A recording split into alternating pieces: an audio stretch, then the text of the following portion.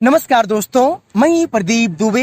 आज हम आपको इस वीडियो में बताने वाले हैं, अगर आपने कंपनी बैंक से लोन लिया है और आपने पेमेंट अगर नहीं कर पाए हो तो आपसे लोन रिकवरी एजेंट किस तरीके से अपना पैसा वसूल कर सकता है और उसके पास क्या क्या अधिकार है और बैंक उसको क्या क्या अधिकार देता है आपके संग बर्ताव करने के लिए। तो चलिए शुरू करते हैं।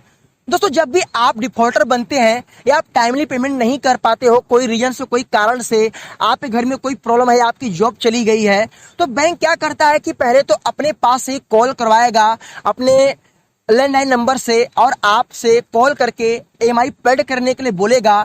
अगर आप पैसा नहीं दे पाते हो तो बैंक क्या करता है, आपके पास एक लोन रिकवरी एजेंट लगा देता है। वो आपके पास कॉल करेंगे, पहले तो कॉल करते हैं और नए नए नंबर से कॉल करके आपसे बोलेंगे कि आप पेमेंट कब कर रहे हो। और काफी अधिक कॉल आता है और एक कॉल एक आदमी के पास से नहीं आता है, काफी ऐसे लोग हैं जो कॉल आते हैं। जैसे कि आज कोई दूसरा कोई लोन रिकवरी एजेंट कॉल किया और उसके 2 घंटे बाद कोई दूसरा कॉल किया। समझो कि एक दिन में 15 बार, 20 बार, 30 बार कॉल आ सकते हैं। बट दोस्तों, अगर आप इससे भी उनका जवाब नहीं देते हो तो कुछ ऐसे होते हैं जो आपके घर पे आके आपसे बोलेंगे कि आप EMI पेड करो। बट दोस्तों, वो बैंक के कर्मचारी नहीं होते हैं, ओनली बैंक उनको जो है अपने पास थर्ड तरीके से अपना रखा रहता है। और उनको जो है, जैसे कि आपका अगर अमाउंट है, आपने पे नहीं किया, अगर बैंक का बड़ा अमाउंट है तो उनसे कमीशन होता है। बैंक को बोलेगा कि अगर मेरा 1 लाख रुपया अमाउंट है, अगर आप इस पैसे को अगर आप वसूल करके लाते हो तो इसमें से हम आपको कुछ कमीशन देंगे।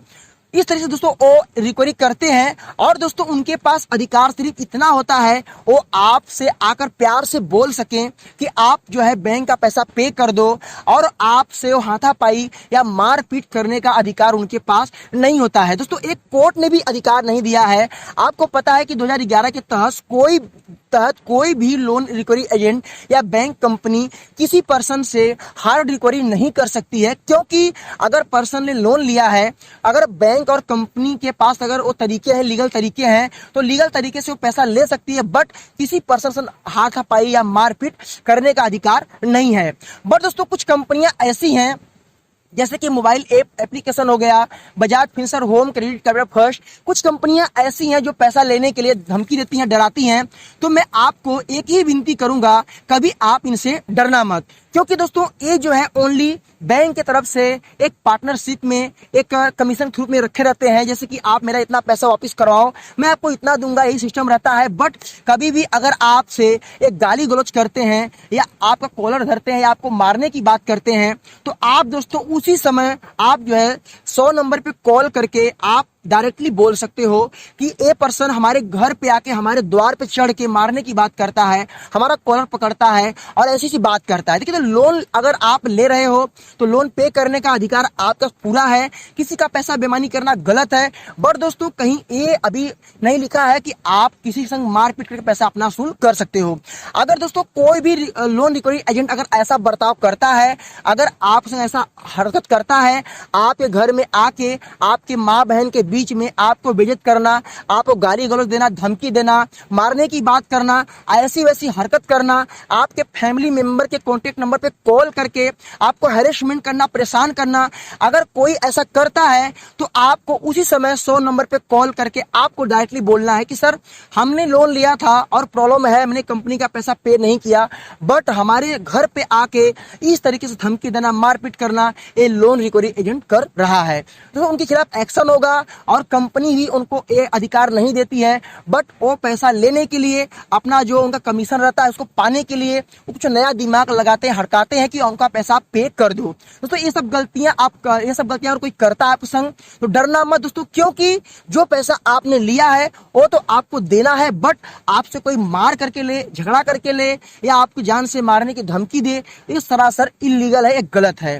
तो दोस्तों, कभी भी आप इसको बर्दाश्त मत करना, आप डायरेक्टली कॉल करना। क्योंकि दोस्तों, कानून अगर आप लोन लिए हो और आपके मन में एक सवाल है कि मैंने लोन ले लिया, अब तो मैं बैंक और कंपनी का डिफॉल्टर हूं, तो मेरा कानून हेल्प नहीं करे। दोस्तों, अगर आपने किसी का अगर मर्डर किया है या आपने कोई जुर्म किया है, तब भी उस आदमी के लिए कानून बना है। वो भी आदमी कानून में अपनी शिकायत दर्ज कर सकता है। अगर आपने लोन लिया है तो आपके पास पूरा अधिकार है अपने बात को रखने के लिए।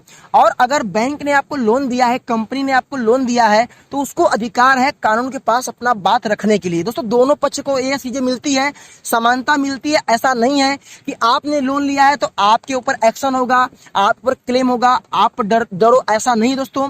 तो लाइफ में अगर ऐसा होता है, और खैर इस टाइम, इस लॉकडाउन में, इस कोविड में काफी पर्सन को ऐसा सुनने को मिलता है। अगर ऐसा होता है, आप तुरंत दोस्तों, अगर आप नियर बाई पुलिस स्टेशन में कंप्लेन अगर नहीं होता है तो आप एक वकील पकड़िए, या तो आप 100 नंबर पे कॉल कीजिए, तुरंत का समाधान होगा। और दोस्तों, जो लोग डरेंगे वो उनको ऐसे ही डराएंगे। हमारे एक फ्रेंड थे दोस्तों, उन्होंने पैसा लिया था और वो बोले भाई कि हमारी माँ का ऑपरेशन हुआ है, हम पैसा पे कर देंगे। बट दोस्तों, ये लोग मानने को तैयार नहीं थे। घर पे आके उल्टी पुल्टी हरकतें सब कुछ करने के लिए तैयार हो गया। वो पर्सन ने क्या किया, अपना मोबाइल रख दिया किसी कोने में और रिकॉर्डिंग चालू हो गया। इसका हाथापाई कर लिया और रिकॉर्डिंग हो गया। उसने रिकॉर्डिंग ले आकर गया नियर बाई पुलिस स्टेशन में कंप्लेन कर दिया। सर, ऐसा सब बात है।